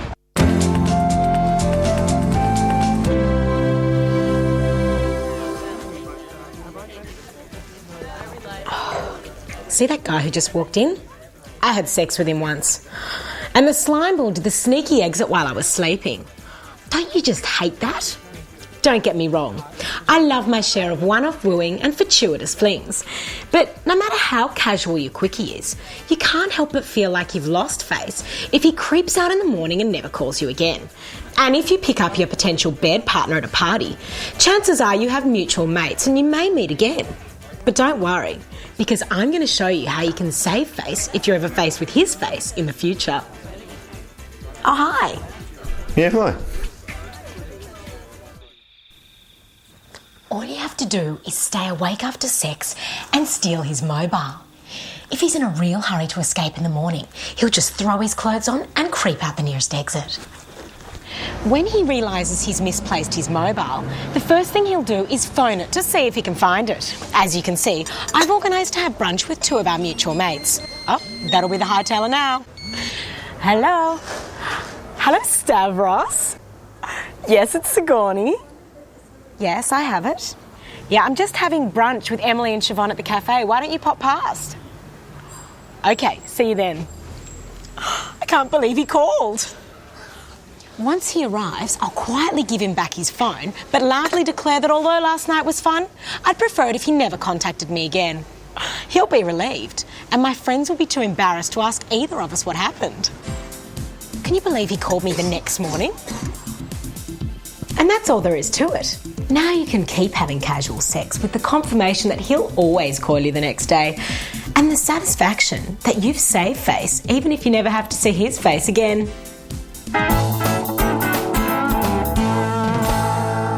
Yeah, g'day. The master bedroom can be a handyman's nightmare. These days it's not enough to have a room and a bed. Now you've got to have a walk-in wardrobe and even worse, an ensuite. The ensuite has become an essential status symbol for people who regard it beneath their dignity to trot down the corridor and pee in an ordinary bathroom. But if you're on a budget, you probably can't afford the costs of the plumbing, tiling and wiring that having an ensuite entails. So, take a tip from Todd and Mohammed. Don't move the mountain, just move your bed into your existing bathroom. I call it Todd's Super Ensuite. It's super cheap, super luxury and super convenient. You can't get more convenient than this. And that's all there is to it. And if your aim's alright, don't even need to get out of bed.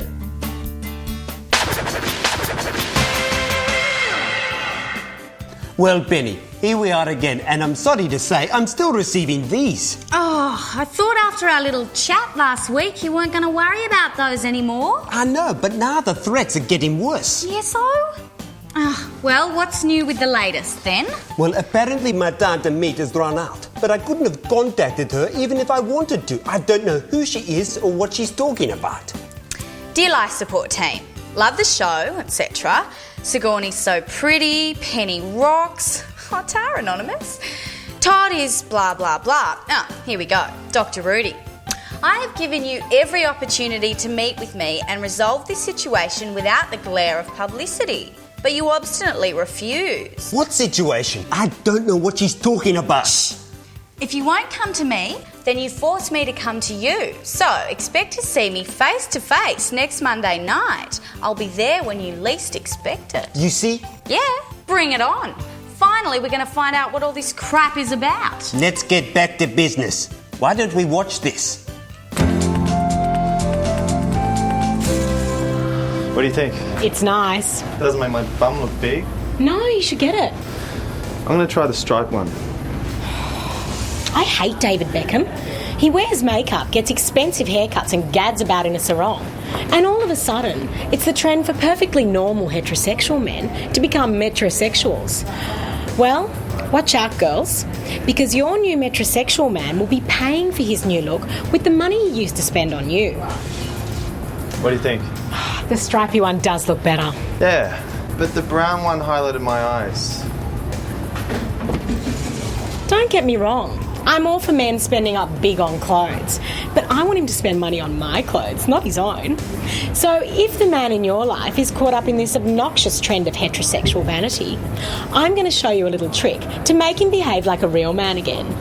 All you have to do is enlist your gay friends to make passes at your boyfriend. I'm going to the little boy's room. They'll be happy to do it. Gay men don't like metrosexuals either. It's hard enough knowing who else is gay without lots of heterosexuals acting as decoys. Are you okay? Yeah, it's nothing. Let's go home. I want to take a shower.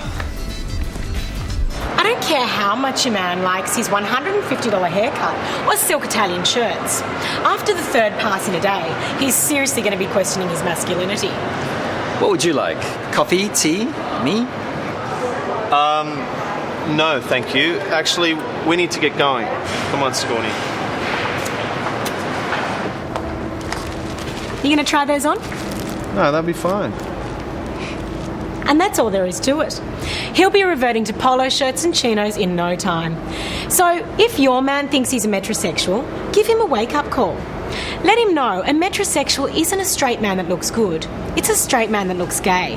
There's a big difference. I got a bit of gel in my hair and I had a shower and a shave this morning. I just like to be well presented. It's a bit disturbing. Yeah, it can get disturbing when it goes too far. Yeah. The borders on homosexual, yeah. For some self-indulgence, why not?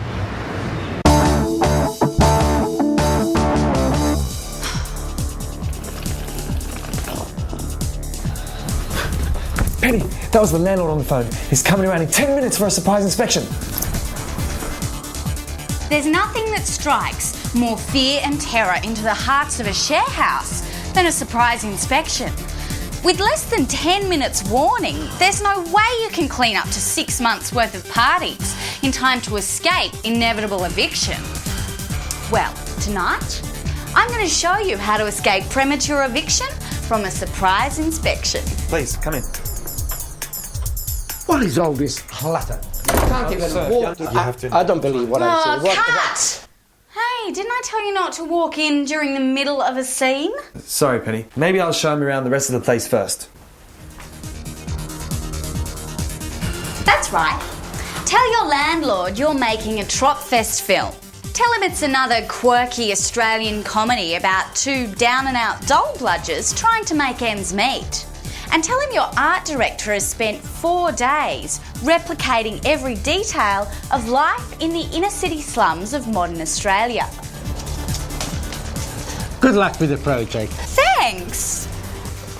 Your landlord will be so impressed with your artistic initiative and faithful attention to detail, he may even kick in a few bucks to help see your vision to the screen. And because it's a short film, he'll never get to see it anyway. See ya!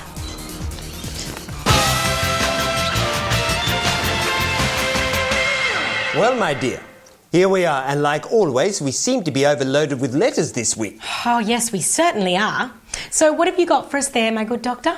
Well, it's a letter from Remy in Richmond, and she writes, "Dear Life Support Team, like most modern women, every now and again I enjoy a little bit of oral activity, if you know what I mean." Yes, I think we do.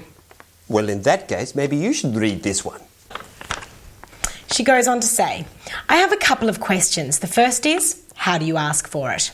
It's not exactly ladylike to say, what about a head job, or worse, eat me. Oh, Remy, you poor thing. The other bigger problem is, what if he doesn't want to? Put simply, can you give me the lowdown on what to do to make him go down? Please help." Poor woman sounds quite distressed. Well, not to worry, Dr. Rudy, because I'm fairly experienced in this area. Really? Oh, yes. So, Remy, and all you other orally ignored ladies, tonight I'm going to show you how you can use some subliminal persuasion to guarantee you enthusiastic oral action every time. I think you've got the nation on the edge of their seats, Sigourney. Ever since they were 5 years old, men have been trained to eat anything wrapped in Glad Wrap. Mums would wrap little lunch and big lunch in this thin, clear plastic. And at the end of the day, if anything remained uneaten, they would be severely reprimanded. This routine has been deeply ingrained into their brains. You see, Remy? Immediate and automatic response. Well, girls, next time you feel like being eaten, all you have to do is wrap yourself up in this. You'll be glad you did, because one look at your Glad Wrap treat will trigger that immediate and automatic response. My word, Sigourney. So just keep a roll of Glad Wrap by your bedside and you can become his lunch whenever you like. I see. I wondered what that was doing there. Yes, anyway. So, Remy, just try that and I guarantee you satisfaction every time. Well, Sigourney, another original life support idea. Now let's see some more original ideas in the next segment.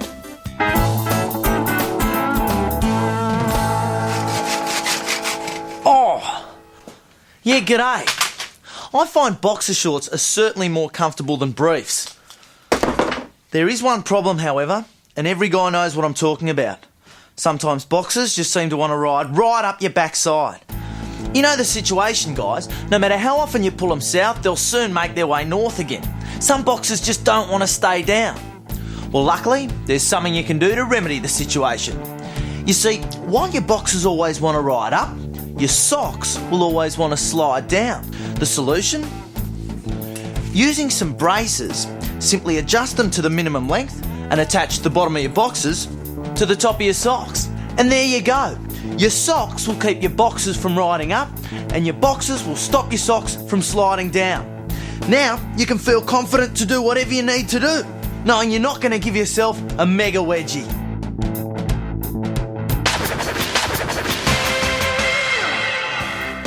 Well, I really can't believe it, but here we are at the end of another episode. As good a reason as any to have a glass of bubbly. All right. Gee, that's a bit indulgent, isn't it, Sigourney? Oh, Todd, mate, with all the good work we do, I don't think anyone could call us indulgent. That's right. I think we deserve a little bit of pampering. Yeah, right. So what's the celebration? Yeah, we haven't come to the end of the series yet. Well, since you ask, we have a bit of an announcement to make. Oh, you're kidding. No, he's not, Penny. I'm very pleased to announce that Sigourney has done me the great honour of agreeing to be my wife. Yeah, right. When did this happen? Just this week. So can I be your best man? Well, thank you, Todd. I would like that very much. Oh, and Penny, dearest, seeing as we've grown so close over the past few months, will you be my bridesmaid? Yeah, no biggie. So how did he pop the question? Well, I was about... let me tell, darling, please. It's just so romantic, and ever since I was a little girl, I've always dreamt about retelling the moment of my proposal. Go on, my dear. Well, we're at Dr. Rudy's surgery. I was just picking up some test results following a routine checkup. And after he told me they were negative, well, he just proposed there in the surgery. And that was it? So where's the rock? The what? The rock. The diamond. The engagement ring. Oh, we haven't bought that yet. No, I would never buy something of that magnitude without my Sigourney being there. And that's exactly why I'm with you. So have you set a date? My word, we have. It's next Monday night and you're all invited. So make sure you join us next Monday night for a once-in-a-lifetime very special episode. That's right, it's the Life Support Wedding Special. And it's a wedding special I know you wouldn't want to miss. So make sure you're there next Monday night at the very special time of 9 o'clock. And in the meantime, why don't all you de factos out there go and legitimise your liaison? Good night, Australia. Gee, hope everything goes smoothly for Sigourney next week. Yeah, right.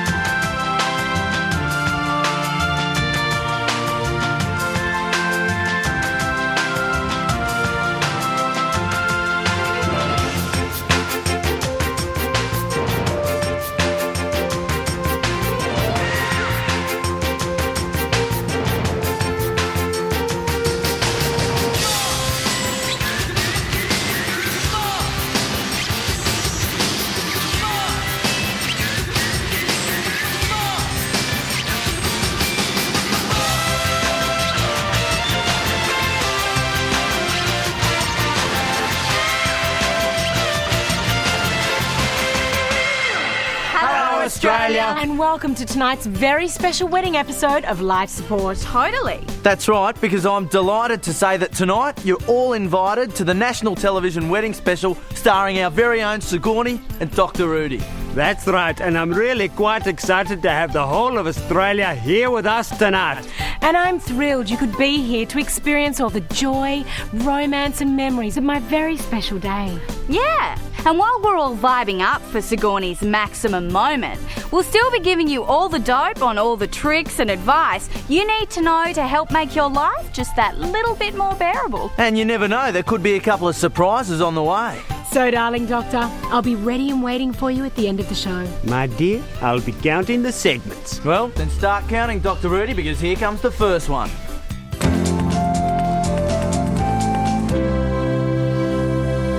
Girls, don't you just love the beginnings of relationships?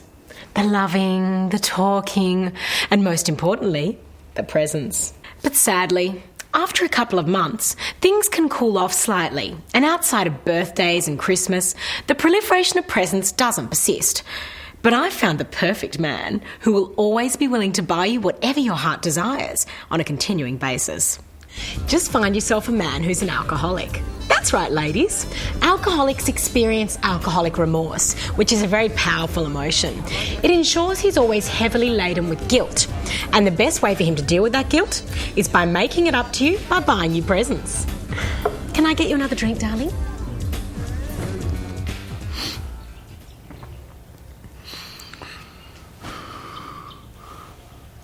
Oh, no. No, I didn't. Yes. Last night when we got home, we had an argument and I just don't want to talk about it. That should be enough to eat away at him for the rest of the day. I am so sorry for what happened. I only hope these can make it up to you. Oh, Oliver, I love it. And I still love you. I love you too. I really do. And it will never happen again, I promise. I know. Now, can I get you a drink? You look exhausted. Yeah, I'd love one. Isn't it beautiful? Matches the earrings he gave me last week. And that's all there is to it. But I should warn you that not all alcoholics are violent, but almost all suffer from blackouts. So if you have the misfortune of teaming up with a happy drunk, simply act all distant and quiet the morning after. And when he asks you what's wrong, just tell him he hit you. He'll have no recollection of whether he did or didn't. So there you go, girls. Just find yourself an alcoholic who suffers from the guilt that gives gifts, and you've found yourself the perfect partner to provide you with perpetual presents.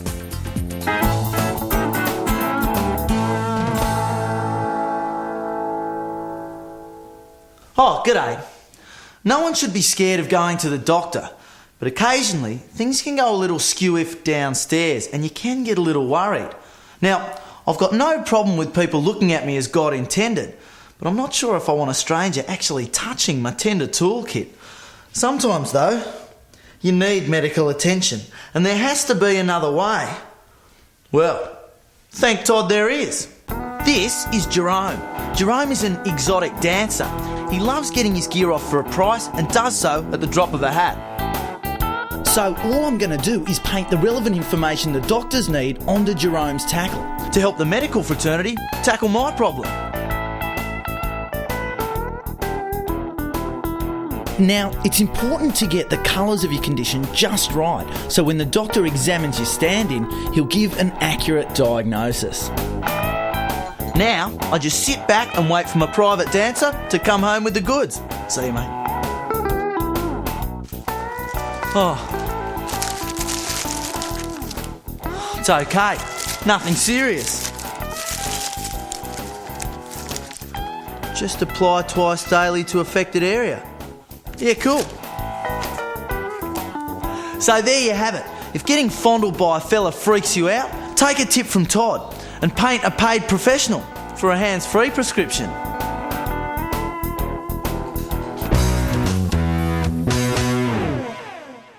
One of the curses of this modern age is that us chicks have lost the simple art of the free dinner.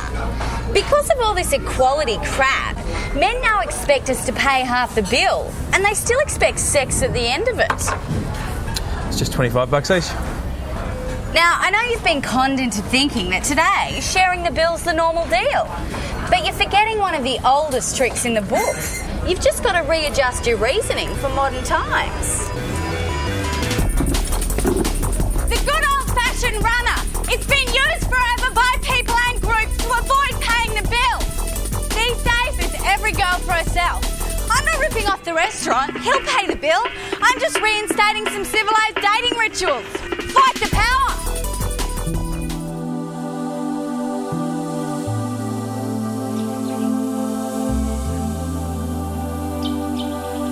The two most important words any woman will ever say are, I do, which is why she should practice saying them as much as possible. It's important to remember that dates aren't therapy. He's paying for your dinner. You're not paying him to sit there while you burden him with your thoughts and ideas. People say, don't judge a book by its cover. But we all know that everyone does. So it's important to make sure that your cover attracts the right sorts of people. I guess I just want the best for all women. The problem is, most women don't know what's best for them. So many women are obsessed with their careers, which leaves an open field for us modern women to snare all the good men.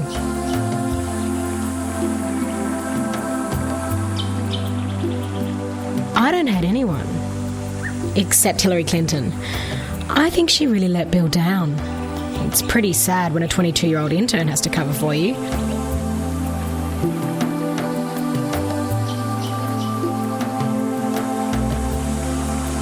Size doesn't matter. As a modern woman, you need to learn to believe that.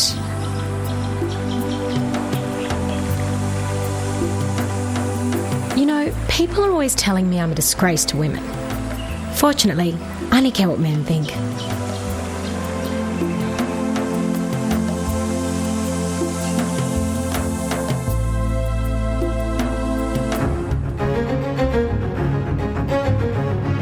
Coffee to go, please. Sure, would you like a cappuccino, latte, flat white, long black? A long black, thank you. Long black it is then. Do you take sugar? 1, thank you. Sure. And are you having anything else with that today? No, thank you. Okay. It's a beautiful day out there today, isn't it? Yes, quite. Yeah, it's always such a bummer having to work on a day like today. Are you working today? Yes. Yeah. On a day like today, I reckon you should be either at the beach or in a beer garden or something like that. Don't you hate this? All you want to do is conduct a simple transaction quickly, and the shop attendant bombards you with inane small talk. Come in here every day and make coffee. You could, of course, simply ignore her, but people might get the wrong impression and think that you're rude and arrogant. It's a living. There you go. Have a wonderful day. But don't worry, there is a way to ensure the small talk is kept to a minimum whenever you're dealing with someone in the service industry. All you need is one of these electronic voice boxes, like the one used by Stephen Hawking. Simply type in what you want and let this little device do the talking for you. Good morning. What can I get you? Coffee black and 1. Right. As soon as she hears this, she'll feel uncomfortable and won't ask any more questions, leaving you free of servant small talk. It's also perfect for taxis and hairdressers. There you go. That's all there is to it. Use the Hawking advantage and enjoy the advantage of being disadvantaged. Bye now.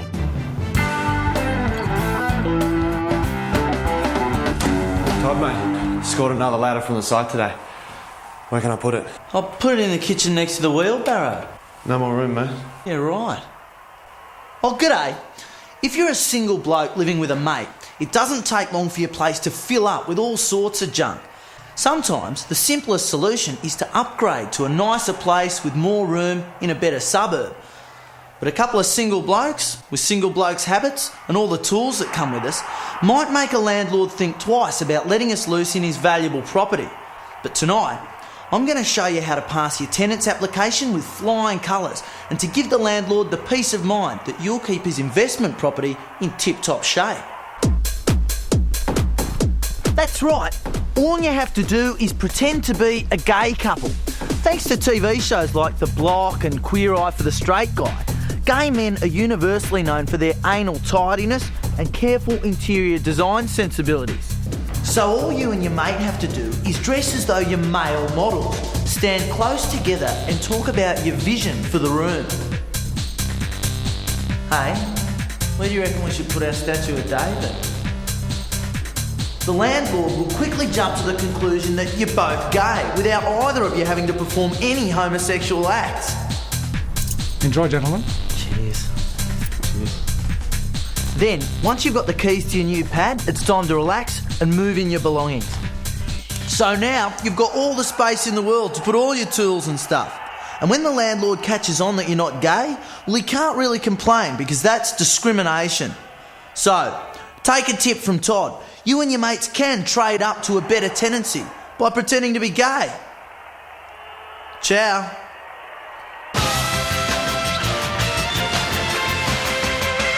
Well, Sigourney, it's only taken you 3 years and 3 series, but you finally got your man. I know, Penny. And to think that my perfect prince had been right by my side for all this time. Yeah. So, well, Like, I would have thought Dr. Rudy was the kind of guy who would have taken you back home for something as important as his wedding. Yes, we talked about it and agreed that we'd much rather be here with you and Todd, our television family. Really? What did his Rels think of that?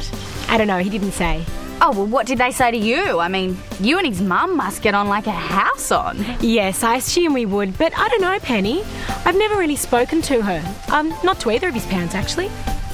Sigourney, as a close colleague, can I just ask, how much do you actually know about your perfect prince? What do you mean? Well, I know Dr. Rudy appears to be the perfect partner for you in every way, but there's starting to be a little too much mystery for my liking.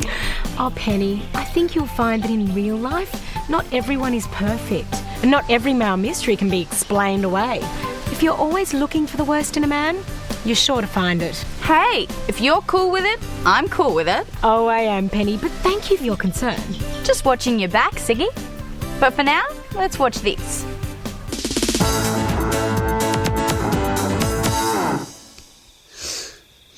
The condom really has to be one of the most passion-killing inventions ever. If you're like me, you know that this kind of fumbling foreplay really murders the magic of the moment. But with all the STDs around today, the use of the condom is pretty much unavoidable. Wouldn't it be the bomb if guys who were guaranteed to be clean just had it written on their foreheads? Then you could go ahead and enjoy a bit of bareback bonking without the risk of disease. Well, it just so happens that there is a group of people out there who are guaranteed to be STD free. Today, I'm going to show you how to find them. Sexually transmitted diseases are, by definition, transferred through sex. So, if you find someone who hasn't had sex before, they're going to be STD free. That's why I'm here at this Dungeons and Dragons night. There's an unwritten law of nature that says to play Dungeons and Dragons, you have to be a virgin. These are young males in their sexual prime who've never had sex before in their entire lives. Not out of choice, but out of lack of opportunity. Okay, so you might be thinking, well, I wouldn't touch them with a 10-foot pole. But that's what every other girl who's ever met them has thought. It just further guarantees their virginity. What they lack in experience, they'll make up for with their keenness. And they'll treat you like the Silver Princess. I think I'll take this one. See ya.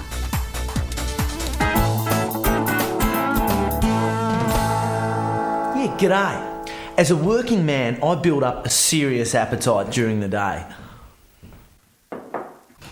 Unfortunately, every time my lady friend goes on a diet, she puts me on one too. So if your woman is holding out on your 3 squares a day, I'm going to show you how you can get all you can eat whenever you want. Just go out to your fuse box and flick over your circuit breaker. Then go back inside to your lady friend and tell her there's been a blackout. Sweetheart, you alright? There's been a blackout. Oh no, the food in the freezer's going to be ruined. Oh dear, I didn't think of that. Well, I'll have to eat it, I suppose. Do you mind? Well, it's got to be done. Okay, I'll cook it up. And that's all there is to it. If you want to bust out of a diet, simply stage your own blackout, and soon you'll be feasting on a freezer load of food in a really romantic setting. Tops.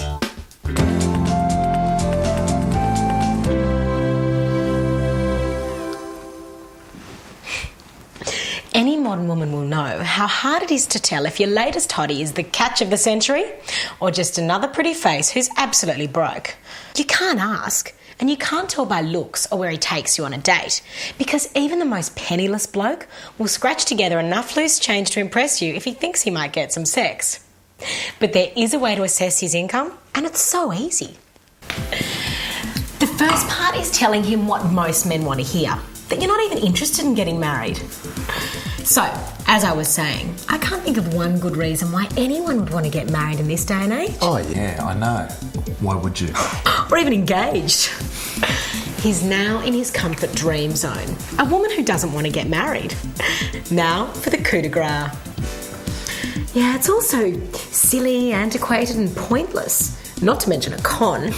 Take engagement rings. Do you know the rule of thumb for a stupid engagement ring is that it should cost the equivalent of 3 months of the man's pay? 3 months' pay? There's no way I'd be spending $75,000 on a ring. Bingo. I know, it's just ridiculous, isn't it? Here, let me freshen that up for you. And there you have it. He's earning $25,000 a month, which means he's right within my price range. Time to make sure he has something he does like to spend money on. Me.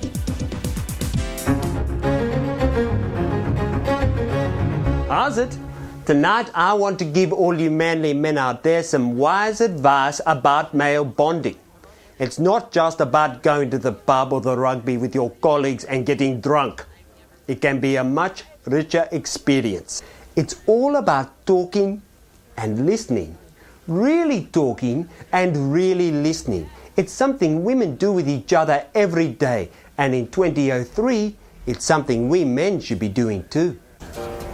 The next time you meet a friend, take the opportunity to sit down and have a heart-to-heart with each other. Really open up. Talk about your hopes, your feelings, and most importantly, your relationships. What problems is your mate having with his girlfriend?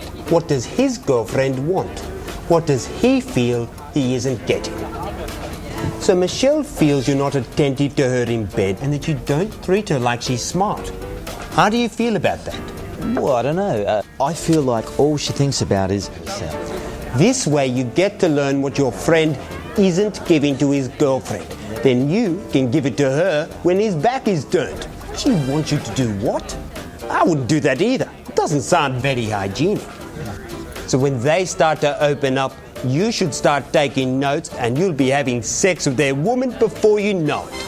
Alright, so you've just betrayed a friend, but they should know better than to start squawking about their feelings and relationships like a bloody woman, and this will teach them to keep their trap shut so you can both enjoy the rugby. Bye now. So, how's Michelle looking these days?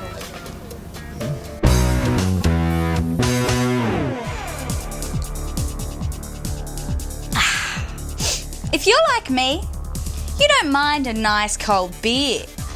But it can get pretty exy if you're into having a couple of coldies every hour though. So, how do you cut down on the cost of your beer? Well, simple.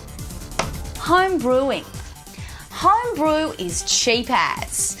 Trouble is, homebrew also sucks. That's why the brewery's never gone out of business. But the good thing about homebrew is you can control how much alcohol's in it. And most importantly, you can control the other ingredients as well.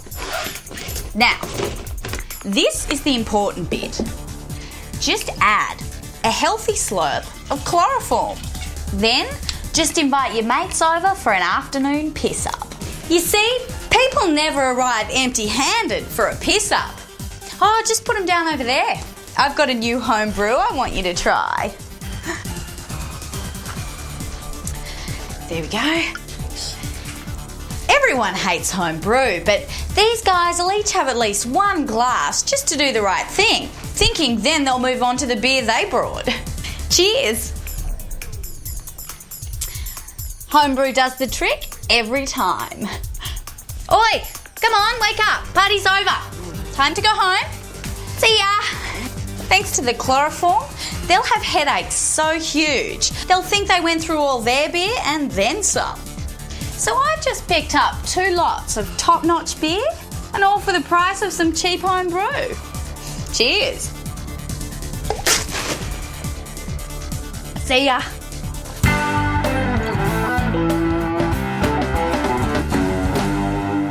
Oh, g'day. You know, when it comes to betting women, we've all heard of some blokes who subscribe to a simple theory.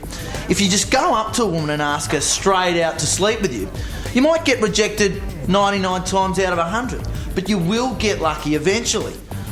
The thing that stops most blokes from trying this simple approach is a terrible fear of rejection and public humiliation.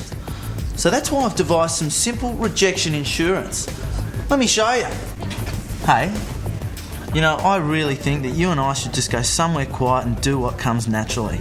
What? Oh, sorry, did you think I was talking to you? I was talking to my girlfriend. No, little lady, that was just somebody in the bar. Look, I'm sorry, I didn't realise. Don't even worry about it. Anyway, love, gotta go. Bye. See that? No harm done. You escape with your dignity intact and you can keep going until you get the right response.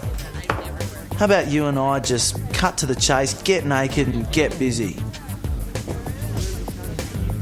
Yeah, right.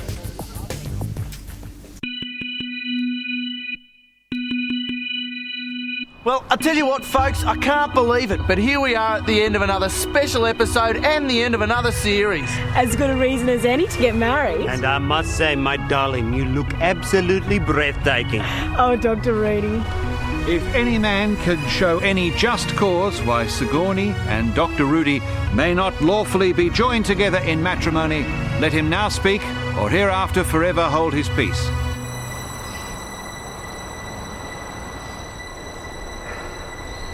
Very well then.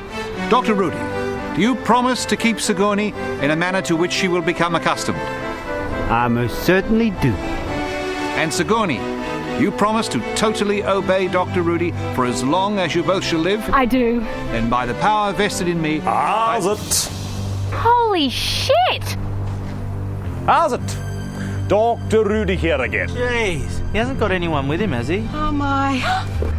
That's right. I'm afraid you've all been duped by this fraudulent physician. The letter sender! That's right, and I really can't believe you've all been taken in by this imposter. Imposter? How dare you? What are you playing at, Mac? This Uzbekistanian usurper has been on the run from Woomera for the past year.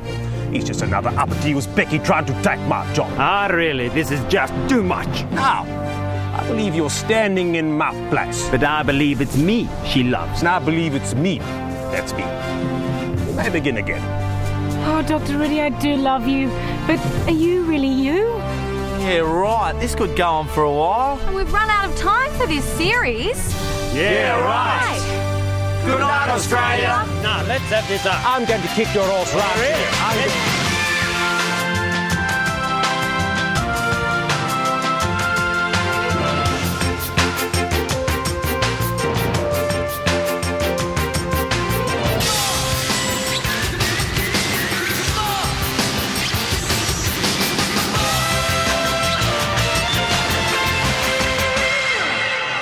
Tell you what, I'm quite sick of it. I'm sick of it. I'll kick your ass. Who are you, you imposter?